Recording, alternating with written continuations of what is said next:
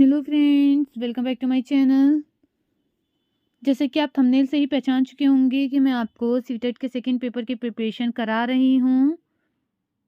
आज हमारा next topic है। अगर मेरे चैनल पर फर्स्ट टाइम विजिट कर रहे हैं तो चैनल को सब्सक्राइब कर लीजिए और वीडियो को लाइक डन कीजिए। चलिए अब हम चैप्टर को देख लेते हैं। हमारा कौन सा चैप्टर है, चलिए देखने वाले। चैप्टर नंबर 11 है हमारा, हमारे चारों ओर वायु। ठीक है, चैप्टर का नाम है हमारे चारों ओर वायु। रीड कर लेते हैं। अध्याय 6 में हमने ये सीखा है कि सभी जीवों को वायु की आवश्यकता होती है। लेकिन क्या आपने कभी वायु को देखा है? आपने कभी नहीं देखा होगा, लेकिन निश्चय ही वायु की उपस्थिति कई तरीके से अनुभव की होगी। इसे आप तब अनुभव करते हैं जब पेड़ों की पत्तियां खड़खड़ाती हैं या कपड़े सुखाने वाले तार पर लटके कपड़े धीरे धीरे हिलते हैं। पंखे के चालू होने पर खुली पुस्तक के पृष्ठ आवाज करने लगते हैं। वायु के बहने के कारण ही आपकी पतंग का उड़ना संभव होता है। देखते हैं, वायु को हम देख नहीं पाते हैं लेकिन महसूस कर पाते हैं अलग अलग तरीके से। क्या आपको अध्याय 3 का क्रियाकलाप 3 याद है, जिसमें आपने रेत और बुरादे को निष्पावन द्वारा अलग किया था? निष्पावन की प्रक्रिया बहती वायु में अधिक प्रभावी होती है।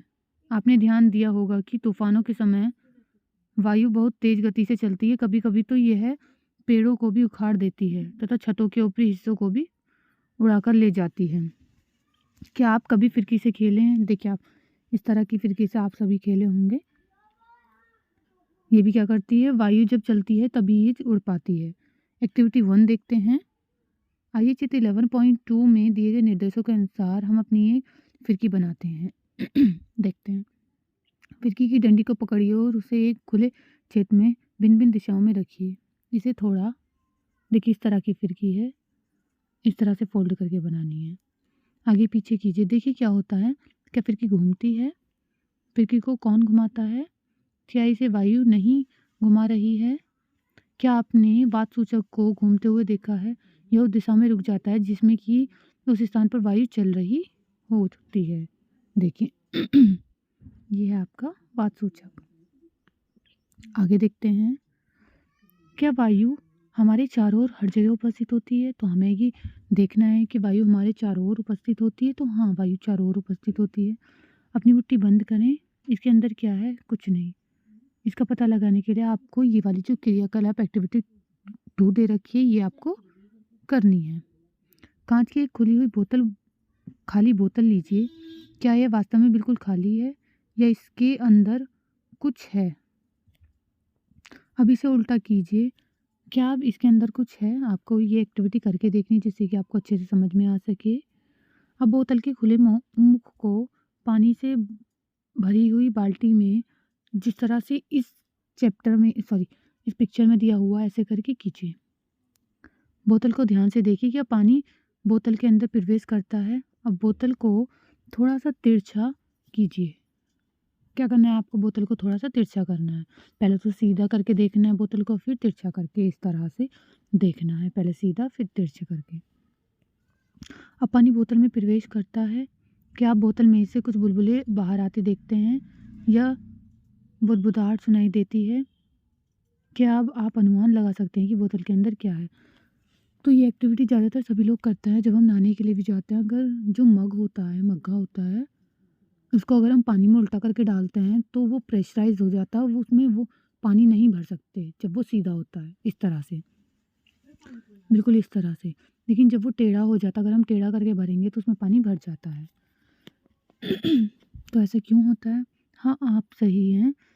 यह वायु है जो कि बोतल में उपस्थित थी, तो वो वायु ही होती है जिसकी वजह से वो एकदम से नहीं भर पाता।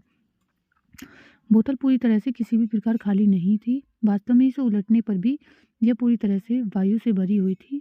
इसलिए आप देखते हैं कि जब बोतल उल्टी स्थिति में होती है, पानी बोतल में प्रवेश नहीं करता, क्योंकि वायु के निकलने के लिए कोई जगह नहीं होती है। जब बोतल को तिरछा करते हैं तो वायु बुलबुले के रूप में बाहर आती है और वायु के निकलने से खाली हुए भाग में पानी भर जाता है। यह क्रियाकलाप दर्शाता है कि वायु स्थान घेरती है। ये बहुत इंपॉर्टेंट है। वायु क्या करती है? वायु स्थान घेरती है। यह बोतल के पूरे स्थान में भर जाती है। ये हमारे चारों ओर उपस्थित है। वायु का कोई रंग नहीं होता, हम इसके आर पार देख सकते हैं। ये पारदर्शी होती है। हमारे पृथ्वी वायु की एक पतली परत से घिरी हुई है। इस परत का विस्तार पृथ्वी की सतह से कई किलोमीटर ऊपर तक है तथा इसे वायुमंडल कहते हैं। ठीक, क्या बोलते हैं इसको? वायुमंडल। तो एक क्वेश्चन बनता है, पर्वतारोही अपने साथ ऑक्सीजन का सिलेंडर ले जाते हैं। क्या ले जाते हैं? क्वेश्चन है ये। पर्वतारोही जब पर्वत पर चढ़ते हैं तो अपने साथ क्या ले जाते हैं? एक सिलेंडर ले जाते हैं ऑक्सीजन का। जैसे जैसे हम वायुमंडल में पृथ्वी के तल से ऊपर की ओर जाते हैं, वायु विरल होती जाती है। क्या अब आप विचार कर सकते हैं कि पर्वतारोही ऊंचे पर्वतों पर चढ़ते समय ऑक्सीजन का सिलेंडर अपने साथ क्यों ले जाते हैं? क्योंकि वहाँ पर क्या होता है, ऑक्सीजन की मात्रा कम होती है। आगे देखते हैं, आगे हेडिंग है वायु किससे बनी है, इसके बारे में देखते हैं। 18वीं शताब्दी तक लोग सोचते थे कि वायु केवल एक ही पदार्थ है। प्रयोगों से यह सिद्ध हो गया कि वास्तव में ऐसा नहीं है। वायु अनेक गैसों का एक मिश्रण है। यह मिश्रण किस प्रकार का है, आइए एक एक करके इस मिश्रण के कुछ जो अवयव हैं उनके बारे में जानते हैं। सबसे पहले देखते हैं जलवाष्प। जलवाष्प क्या होता है? तो आपको इस चीज़ से, जितना भी हमने यहाँ से यहाँ तक पढ़ा है, उससे आपको ये समझ में आ गया होगा, जो वायु होती है वो बहुत सारी गैसों का या बहुत सारे अवयवों का मिश्रण होता है। इसमें सबसे पहला मिश्रण है जलवाष्प। हमने पहले पढ़ा है कि वायु में जलवाष्प विद्यमान होती है। हमने यह भी देखा है कि जब वायु किसी ठंडे पृष्ठ के संपर्क में आती है तो उसमें उपस्थित जलवाष्प ठंडी होकर संघनित हो जाती है तथा जल की बूंदें ठंडे पृष्ठ पर दिखाई देती हैं। प्रकृति में जल चक्र के लिए वायु में जलवाष्प का उपस्थित होना अनिवार्य है। आगे पढ़ते हैं। वायु में ऑक्सीजन है, देखिए इस तरह से। अब देखते हैं दूसरा कौन सा कंपोनेंट है, ऑक्सीजन। दूसरा कंपोनेंट है हमारा ऑक्सीजन की एक्टिविटी 3 देखते हैं। ऑक्सीजन एक्टिविटी 3 देखते हैं। अपने शिक्षक की उपस्थिति में एक समान लंबाई की 2 मोमबत्तियां मेज पर लगाई और उन्हें जला दें। जिस तरह से इस पिक्चर में है ऊपर में, इसमें से एक मोमबत्ती पर कांच का एक गिलास उल्टा करके रख दें। दोनों मोमबत्तियों को ध्यान से देखें, क्या दोनों मोमबत्तियां लगातार जलती रहती हैं या बुझ जाती हैं? आप देखेंगे कि जो मोमबत्ती गिलास से ढकी थी वह कुछ देर बाद बुझ जाती है, जबकि दूसरी मोमबत्ती जलती रहती है। तो इसका क्या कारण है? इसका कारण क्या है? जो उसको ऑक्सीजन मिल रही थी वो बंद हो गई है। ऐसा प्रतीत होता है कि गिलास से ढकी मोमबत्ती इसलिए बुझ जाती है क्योंकि वायु का वह घटक जो मोमबत्ती के जलने में सहायक है वह सीमित है और मोमबत्ती जलने से कुछ देर बाद समाप्त हो जाता है, जबकि दूसरी मोमबत्ती को लगातार वायु मिलती रहती है। वायु का वह घटक जो जलने में सहायक है वो ऑक्सीजन कहलाता है, क्योंकि ऑक्सीजन की मात्रा खत्म हो गई थी जब मोमबत्ती को ढक दिया था। अब तीसरा क्या है, नाइट्रोजन। नाइट्रोजन को देखते हैं। मोमबत्ती के बुझने के बाद भी क्या आपने यह देखा कि वायु का एक बड़ा भाग अब भी गिलास में शेष रह जाता है? यह सूचित करता है कि वायु के कुछ अवयव जलने में सहायक नहीं होते। वायु का एक बड़ा भाग जो मोमबत्ती के जलने में उपयोग नहीं हुआ नाइट्रोजन कहलाता है। जो उपयोग नहीं होता है, जो थोड़ा बहुत भाग रह जाता है, वो नाइट्रोजन होता है। तो हम कितनी चीज़ें पढ़ चुके हैं? जलवाष्प, ऑक्सीजन, नाइट्रोजन। तीसरा क्या है? चौथा कार्बन डाइऑक्साइड। एक बंद कमरे में जब कोई पदार्थ जल रहा होता है तो शायद आपने घुटन महसूस की होगी। यह घुटन कमरे में कार्बन डाइऑक्साइड की अधिक मात्रा एकत्र होने के कारण हुई, जो कि लगातार किसी वस्तु के जलने के कारण बनती है। हमारे चारों ओर की वायु का एक छोटा अवयव कार्बन डाइऑक्साइड होता है।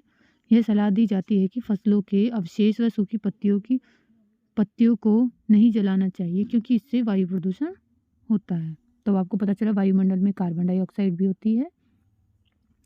पत्तियों को जलाने पर क्या मिलता है? वायु प्रदूषण होता है, धूल तथा धुआं। नेक्स्ट कौन सा है हमारे कंपोनेंट? धूल तथा धुआं। ईंधन तथा पदार्थों के जलने से धुआं भी उत्पन्न होता है। धुएं में कुछ गैसें एवं सूक्ष्म धूल कण होते हैं जो प्राय हानिकारक होते हैं। इस कारण आप कारखानों में लंबी चिमनियां देखते हैं। ये चिमनियां हानिकारक धुएं तथा गैसों को हमारी नाक से दूर ले जाती हैं, लेकिन आकाश में उड़ते हुए पक्षी के लिए बिल्कुल नज़दीक ले जाती हैं। वायु में धूल के कण सदैव उपस्थित होते हैं। अब हम देखते हैं एक्टिविटी नंबर 4। अपने विद्यालय घर में धूप वाला एक कमरा खोजिए। सारे दरवाजे तथा खिड़कियां बंद कर दें तथा पर्दे आदि डालकर कमरे में पूरा अंधेरा कर दें। जिस दिशा से सूर्य का प्रकाश आ रहा है उस ओर के दरवाजे या खिड़की को बिल्कुल थोड़ा सा खोलें, जिससे सूर्य का प्रकाश एक पतली सी झिर्री के द्वारा कमरे के अंदर आ सके। अंदर आते हुए सूर्य की किरणों को सावधानीपूर्वक देखिए।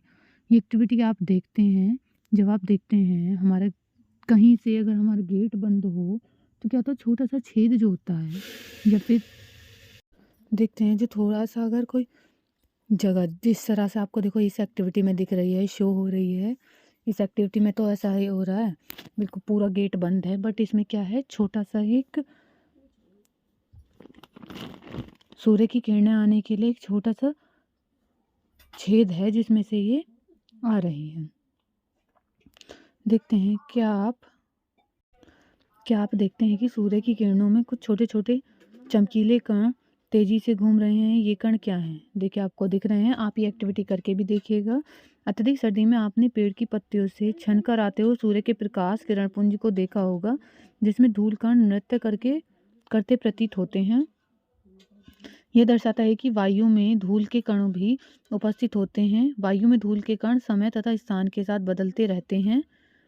जब हम नाक से सांस लेते हैं तो हम वायु अंदर लेते हैं। धूल के कणों को श्वसन तंत्र में जाने से रोकने के लिए हमारी नाक में छोटे छोटे बाल तथा श्लेष्मा उपस्थित होते हैं। क्या आप उस पल को याद कर सकते हैं जब आपके अभिभावक ने आपके मुंह से सांस लेने के कारण डांटा था? अगर आप मुंह से सांस लेंगे तो हानिकारक धूल के कण आपके शरीर में प्रवेश कर जाएंगे। इससे हमें ये निष्कर्ष निकलता है कि वायु में कुछ गैस, जलवाष्प तथा धूल के कण विद्यमान होते हैं। वायु में मुख्यतः नाइट्रोजन, ऑक्सीजन, थोड़ी मात्रा में कार्बन डाइऑक्साइड तथा इसमें भी कुछ मात्रा में अन्य गैसों का मिश्रण होता है। तथापि वायु की संरचना में स्थानीय भिन्नता हो सकती है। हम देखते हैं कि वायु में नाइट्रोजन तथा ऑक्सीजन की मात्रा अधिक होती है। वास्तव में ये दोनों गैसें मिलकर वायु का 99% भाग बनाती हैं। शेष 1% में कार्बन डाइऑक्साइड तथा अन्य गैसें एवं जलवाष्प होती है। तो आपको पता चल गया होगा क्या क्या होती है। 99% तो होती है नाइट्रोजन, और जो 1% होती है उसमें ऑक्सीजन, कार्बन डाइऑक्साइड जो होती है, शेष में 1% में कार्बन डाइऑक्साइड और अन्य गैसें होती हैं और जलवाष्प होता है। लेकिन जो ऑक्सीजन और नाइट्रोजन होता है वो 99% होता है। 26 पॉइंट कुछ ऑक्सीजन होता है और 74 या 75 नाइट्रोजन समथिंग होता है। तो आज के लिए हम इतना ही रखते हैं। आगे मैं आपको नेक्स्ट वीडियो में समझा दूंगी। अगर वीडियो अच्छी लगी तो लाइक कीजिए, चैनल को सब्सक्राइब कीजिए अगर फर्स्ट टाइम विजिट कर रहे हैं तो, और कमेंट सेक्शन में कमेंट करके बताइएगा आपको वीडियो कैसी लगी है। Thank you for watching.